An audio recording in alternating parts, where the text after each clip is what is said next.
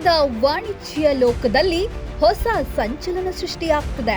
ಗಗನದತ್ತ ಮುಖ ಮಾಡಿರೋ ಸಾವಿರಾರು ಕಂಪನಿಗಳ ಮಧ್ಯೆ ಜನಸಾಮಾನ್ಯರ ನೆಲದ ಮೇಲೆ ನಿಂತು ಲಕ್ಷಾಂತರ ಜನರ ಕನಸಿಗೆ ರೆಕ್ಕೆ ಕಟ್ಟಿರೋ ಸಂಸ್ಥೆಯೊಂದರ ಸಕ್ಸಸ್ ನಿಜಕ್ಕೂ ರೋಚಕ.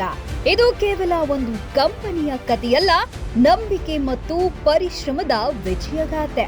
ಸಾವಿರಾರು ಕೋಟಿ ಮೌಲ್ಯದ ಕಂಪನಿಗಳ ಅಬ್ಬರದ ನಡುವೆಯೂ ಕರ್ನಾಟಕದ ಯುವ ಪ್ರತಿಭೆಯೊಬ್ಬ ಕಟ್ಟಿದ ಈ ಸಾಮ್ರಾಜ್ಯ ಇಂದು ರಾಷ್ಟ್ರ ಮಟ್ಟದಲ್ಲಿ ಹೇಗೆ ಸದ್ದು ಮಾಡ್ತದೆ? ಡ್ರೀಮ್ ಡೀಲ್ ಗ್ರೂಪ್ನ ಸಕ್ಸಸ್ ಸ್ಟೋರಿ ಬಗ್ಗೆ ಇಲ್ಲಿದೆ ನೋಡಿ ಕಂಪ್ಲೀಟ್ ರಿಪೋರ್ಟ್. ಶೂನ್ಯದಿಂದ ದೊಡ್ಡ ಸಾಮ್ರಾಜ್ಯದವರೆಗೆ ವಿಜಯ ಯಾತ್ರೆ. 4,000ಕ್ಕೂ ಹೆಚ್ಚು ಕುಟುಂಬಗಳ ಬದುಕಿಗೆ ಬೆಳಕು. 3 ಲಕ್ಷಕ್ಕೂ ಅಧಿಕ ಗ್ರಾಹಕರ ಅಚಲ ವಿಶ್ವಾಸವೇ ಶ್ರೀರಕ್ಷೆ. ಬ್ಲಾಕ್ ಮೇಲರ್ಗಳ ಸಂಚು ಧೂಳಿಪಟ, ಸತ್ಯಕ್ಕೆ ಸಿಕ್ಕ ಜಯ.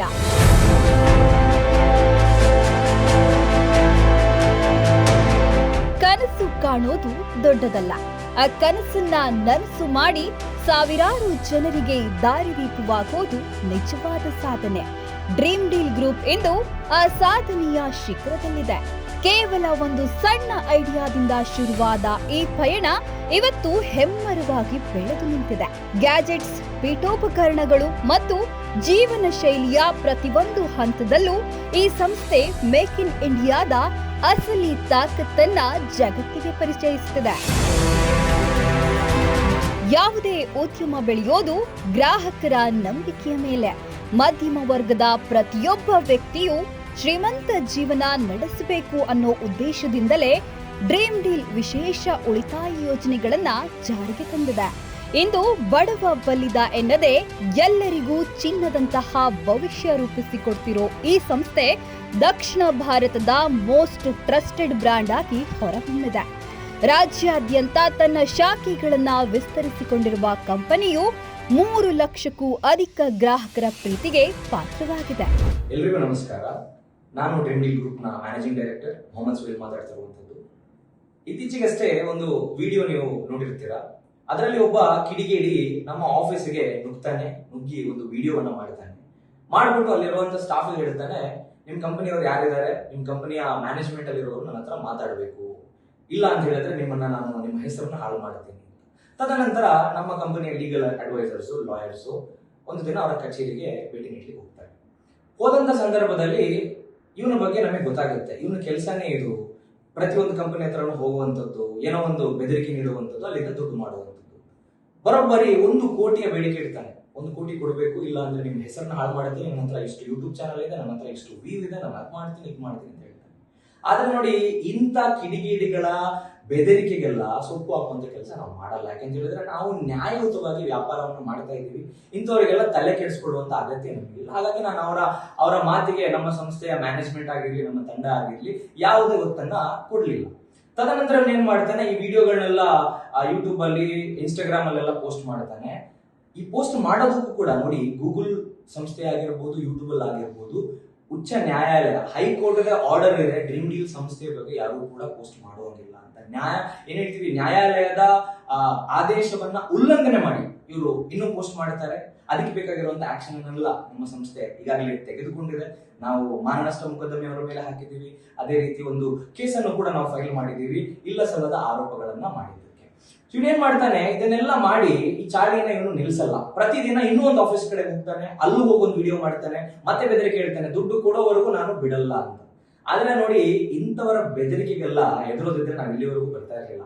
ಕಳೆದ 3 ವರ್ಷದಿಂದ ಸತತವಾಗಿ ಕೊಟ್ಟ ಮಾತಿನಂತೆ ನಾವು ನಮ್ಮೆಲ್ಲ ಕೆಲಸಗಳನ್ನ ಮಾಡ್ತಾ ಇದ್ದೀವಿ, ಬೆಳೀತಾ ಇದ್ದೀವಿ, ತುಂಬಾ ಮುನ್ನುಗ್ತಾ ಇದ್ದೀವಿ. ನಮ್ಮ ಸಂಸ್ಥೆ ಭಾರತದಾದ್ಯಂತ ಹಬ್ತಾ ಇದೆ. ಇದನ್ನೆಲ್ಲ ಇವರಿಗೆ ಸಹಿಸಕ್ಕಾಗಲ್ಲ. ನೋಡಿ, ಇಂಥವರಿಗೆ ಬೇರೆ ಕೆಲಸನೇ ಇಲ್ಲ. ಇವರ ಕೆಲಸ ಏನಂತ ಹೇಳಿದ್ರೆ ಇನ್ನೊಬ್ಬರ ರಕ್ತ ಕುಡಿದು ಬದುಕುವಂಥದ್ದು. ಕೆಲಸ ಮಾಡಿ ದುಡಿದು ಬೆವರು ಸುರಿಸಿ ದುಡಿದು ತಿನ್ನೋದಕ್ಕೆ ಯೋಗ್ಯತೆ ಇಲ್ಲ. ಇನ್ನೊಬ್ಬರ ಹೊಟ್ಟೆ ಮೇಲೆ ಹೊಡೆದಾದ್ರೂ ನಾವು ಬದುಕೋಣ, ಯಾರಾದ್ರೂ ಹೆಂಗಾದ್ರೂ ಹೆಕ್ಕೊಟ್ಟು ಹೋಗ್ಲಿ, ನಾವು ಚೆನ್ನಾಗಿದ್ರೆ ಸಾಕು ಅನ್ನುವಂತ ಆಲೋಚನೆ ಹಿಡ್ಕೊಂಡು ಬದುಕುವಂತವ್ರು. ಇವ್ರಿಗೆ ಏನ್ ಹೇಳೋಣ ಹೇಳಿ. ನೋಡಿ, ನಾನು ಪರ್ಸನಲಿ ನನ್ನ ಬಗ್ಗೆ ಹೇಳಬೇಕು ಅಂತ ಹೇಳಿ ಆದ್ರೆ, ನಾನು ಒಂದು ಬಡ ಕುಟುಂಬದಿಂದ ಬಂದಿರುವಂಥದ್ದು. ನಾನು ಕೂಡ ಕೂಲಿ ಕೆಲಸ ಮಾಡಿದ್ದೀನಿ, ಕ್ಯಾಬ್ ಡ್ರೈವರ್ ಕೆಲಸ ಮಾಡಿದ್ದೀನಿ. ಇದನ್ನೆಲ್ಲ ಮಾಡಿ ಓದ್ಕೊಂಡು ಇವತ್ತು ನಾನು ಬೇಕಿದ್ರು ಕೂಡ ಇದು ಯಾವುದೋ ಕಂಪನಿ ಮುಂದೆ ಕೈ ಚಾಚ್ಬೋದಿತ್ತು, ನನಗೂ ಒಂದು ಕೆಲಸ ಕೊಡಿ, ನಾನು ಕೆಲಸ ಮಾಡ್ತೀನಿ ಅಂತ. ಬಟ್ ಆದ್ರೆ ನಾನೇನು ಆಲೋಚನೆ ಮಾಡಿದೆ ಅಂತ ಹೇಳಿದ್ರೆ, ಉದ್ಯೋಗ ಕೇಳುವುದಕ್ಕಿಂತ ಉದ್ಯೋಗ ಕೊಡುವುದು ಶ್ರೇಷ್ಠ ಅನ್ನುವಂಥ ಒಂದು ಆಲೋಚನೆ ಇಟ್ಕೊಂಡು ಒಂದು ಸಣ್ಣ ಸಂಸ್ಥೆನ ಕಟ್ಟಿ, ಕೆಲವು ಏನ್ ಹೇಳ್ತೀವಿ ಪದವೀಧರರೆಲ್ಲ ಸೇರ್ಕೊಂಡು, ನಮ್ಮೆಲ್ಲ ಯೂತ್ ಸೇರ್ಕೊಂಡು, ಕನ್ನಡದ ಹುಡುಗರು ಸೇರ್ಕೊಂಡು ಒಂದು ಸಣ್ಣ ಸಂಸ್ಥೆಯನ್ನು ಸ್ಥಾಪನೆ ಮಾಡಿ ಇವತ್ತು ಭಾರತದಾದ್ಯಂತ 40ಕ್ಕೂ ಹೆಚ್ಚು ಬ್ರಾಂಚ್ ಆಫೀಸ್ಗಳನ್ನ ಕಟ್ಟಿ ಬೆಳೆಸಿ ಎಷ್ಟೋ ಸಾವಿರಾರು ಜನರಿಗೆ ಉದ್ಯೋಗ ಸಿಕ್ಕಿದೆ. ಎಷ್ಟೋ ಸಾವಿರಾರು ಜನರ ಮನೆಯಲ್ಲಿ ಇವತ್ತು ಅನ್ನ ಹೋಗ್ತಾ ಇದೆ, ಅವರ ಮನೆಗೆ ಅನ್ನ ಬರ್ತಾ ಇದೆ ಅಂತ ಹೇಳಿದ್ರೆ, ಅವರ ಮನೆಯಲ್ಲಿ ಬೇಳೆ ಬೇಯ್ತಾ ಇದೆ ಅಂತ ಹೇಳಿದ್ರೆ ಅದಕ್ಕೆ ಕಾರಣ ಈ ಸಂಸ್ಥೆ ಆಗಿದೆ. ನಾನು ಕೂಡ ಕೆಲಸ ಇನ್ನೊಬ್ಬರ ಅಂಡರಲ್ಲಿ ಮಾಡಬಹುದಿತ್ತು, ನಾನು ಅದನ್ನ ಮಾಡಿಲ್ಲ. ಯಾಕಂತ ಹೇಳಿದ್ರೆ ನನ್ನ ಆಲೋಚನೆ ಇರುವಂತದ್ದು, ನಮ್ಮ ಕನ್ನಡಿಗರ ಹೆಸರು, ಕನ್ನಡದ ಉದ್ಯೋಗಪತಿಗಳು ಯಾರೆಲ್ಲ ಇದ್ದಾರೆ, ಬಿಸ್ನೆಸ್ ಮೆನ್ಸ್ ಯಾರೆಲ್ಲ ಇದ್ದಾರೆ, ಅವ್ರನ್ನ ಬೆಳೆಸುವಂಥದ್ದು ಭಾರತದಾದ್ಯಂತ. ಅಂಡ್ ಅದೇ ರೀತಿ ಹೊಸ ಹೊಸ ಪದಾರ್ಥಗಳು, ಎಲೆಕ್ಟ್ರಾನಿಕ್ಸ್ ಆಗಿರ್ಬೋದು, ಫರ್ನಿಚರ್ ಆಗಿರ್ಬೋದು, ಇನ್ನಿತರ ಸೆಕ್ಟರ್ಗಳಾಗಿರ್ಬೋದು, ಈ ಪದಾರ್ಥಗಳ ತಯಾರಿಕೆಯಲ್ಲಿ ನಾವು ಜಾಸ್ತಿ ಗಮನವನ್ನ ಕೊಟ್ಟು ಮಾರ್ಕೆಟಿಂಗ್ ಅನ್ನ ಮಾಡಿ ನ್ಯಾಷನಲ್ ಇಂಟರ್ನ್ಯಾಷನಲ್ ಮಟ್ಟಕ್ಕೆ, ರಾಷ್ಟ್ರ ಅಂತಾರಾಷ್ಟ್ರೀಯ ಮಟ್ಟಕ್ಕೆ ಈ ಒಂದು ಸಂಸ್ಥೆಯನ್ನ ಬೆಳೆಸುವಂತ ಆಲೋಚನೆ ನಾವು ಇಟ್ಕೊಂಡಿದ್ದೀವಿ.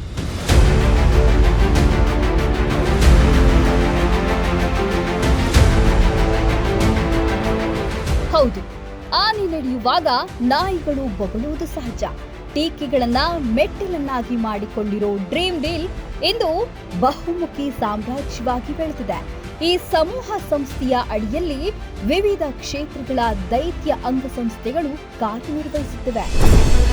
Dream deal electronics and furnitures, dream deal gold and diamond, dream deal star kid ಮತ್ತು ಟ್ರೆಂಡಿಂಗ್ ಅಕಾಡೆಮಿ, ಡ್ರೀಮ್ ಟೂರಿಸಂ ಹಾಗೂ constructions, dream deal chickens.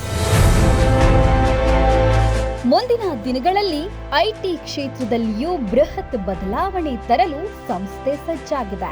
Star kid academy ಮೂಲಕ ನಾಳೆಯ ನಾಯಕರನ್ನ ಸಿದ್ಧಪಡಿಸುತ್ತಿರುವ ಈ ಸಂಸ್ಥೆ ಕನ್ನಡಿಗರ ಸ್ವಾಭಿಮಾನದ ಸಂಕೇತವಾಗಿ ಮಿನುಗುತ್ತಿದೆ.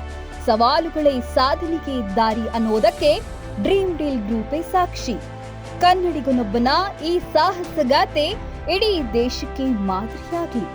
ಯಾವುದೇ ಅಪಪ್ರಚಾರಕ್ಕೆ ಬಲಿಯಾಗದೆ ಸತ್ಯದ ಪರವಾಗಿ ನಿಲ್ಲೋಣ. ಲೇಟೆಸ್ಟ್ ಹಾಗೂ ಇಂಟ್ರೆಸ್ಟಿಂಗ್ ಸುದ್ದಿಗಳಿಗಾಗಿ ಬಾಸ್ ಟಿವಿ ಕನ್ನಡ ಚಾನೆಲ್ನ ಸಬ್ಸ್ಕ್ರೈಬ್ ಮಾಡಿ. ಹಾಗೆಯೇ ಬೆಲ್ ಐಕಾನ್ ಪ್ರೆಸ್ ಮಾಡಿ. ಇದರ ಜೊತೆಗೆ ಫೇಸ್ಬುಕ್, ಇನ್ಸ್ಟಾಗ್ರಾಮ್, ಎಕ್ಸ್ನಲ್ಲೂ ಮಿಸ್ ಮಾಡದೆ ಫಾಲೋ ಮಾಡಿ.